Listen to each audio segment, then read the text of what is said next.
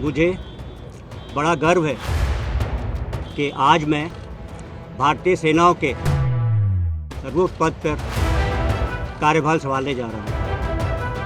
Lieutenant general Anil Chauhan को देश का दूसरा सीडीएस यानी चीफ डिफेंस ऑफ स्टाफ नियुक्त किया गया है। जनरल बिपिन रावत की मौत के बाद सेना का ये जो पद है वो काफी समय से खाली था।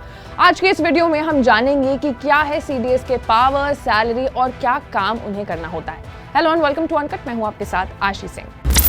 Retired lieutenant general Anil Chauhan देश के नए और दूसरे चीफ ऑफ डिफेंस स्टाफ हैं। लेफ्टिनेंट जनरल चौहान चीनी मामलों के भी एक्सपर्ट्स हैं। पुलवामा हमले के जवाब में फरवरी 2019 में जब बालाकोट में एयर स्ट्राइक हुई थी, तब वो director general of military operations यानी डीजीएमओ थे।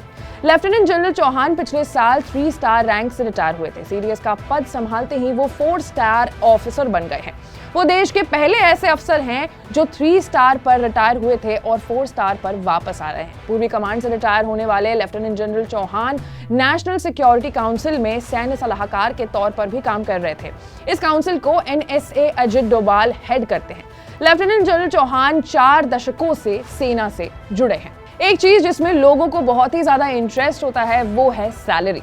सीडीएस की सैलरी कितनी होती है उस पर भी बात कर लेते हैं। चीफ डिफेंस ऑफ स्टाफ का पद 4 स्टार रैंक का होता है। इन्हें मिलने वाली सैलरी और दूसरी सुविधाएं सर्विस चीफ के बराबर की ही होती है। सीडीएस को हर महीने सैलरी और भत्ते मिलाकर 2.5 लाख मिलता है।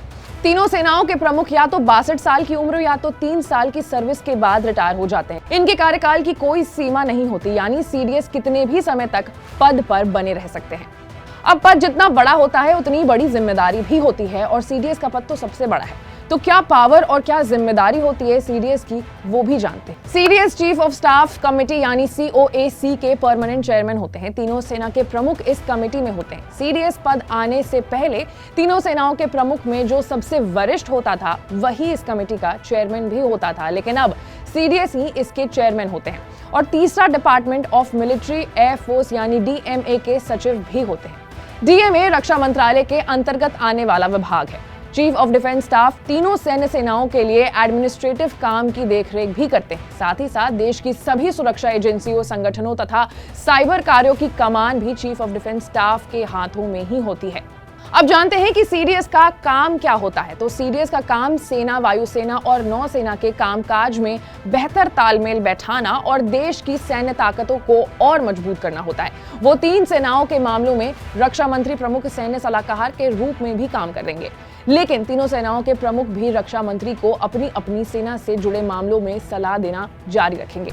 सीडीएस रक्षा मंत्री की अध्यक्षता वाली डिफेंस एक्विजिशन काउंसिल और एनएसए की अध्यक्षता वाली डिफेंस प्लानिंग कमेटी के सदस्य भी होंगे। साथ ही न्यूक्लियर कमांड अथॉरिटी के सैन्य सलाहकार भी होंगे। चीफ ऑफ डिफेंस स्टाफ तीनों सेनाओं के प्रमुखों को कमांड नहीं कर सकते हैं और ना ही किसी और सैन्य कमांड के लिए अपने अधिकारों को इस्तेमाल कर सकते हैं। तो ये वो तमाम जिम्मेदारी है जो कि एक सीडीएस को निभानी पड़ती है। ऐसे ही तमाम बड़े खबरों से अपडेटेड रहने के लिए आपको अनकट को लाइक, सब्सक्राइब और शेयर करना होगा। मैं थी आपके साथ आशी सिंह और आप देख रहे थे अनकट।